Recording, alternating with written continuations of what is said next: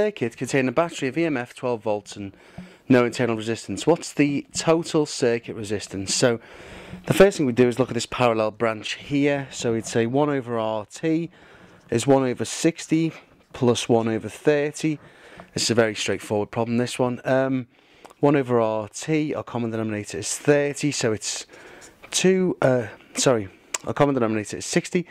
So we've got 1 over 60 plus 2 over 60 is 3 over 60. So RT over 1 is 60 over 3, which is 20 ohms. So that's the parallel branch, is 20 ohms. So plus this one, which is in series. So the resistors in series formula, R1 plus R2, we've got 20 plus 20 is obviously 40 ohms. Show the potential difference across each resistor is 6 volts. Now there are different ways of doing this. It's very straightforward.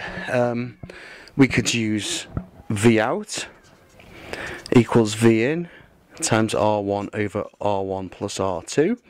Use the potential divider equation to show it. Or we could say, well, I is V over R, and we could work out the current in the circuit. I would equal 12 divided by 40, which is 0.3 amps. And then V is IR, which is 0.3 times 20,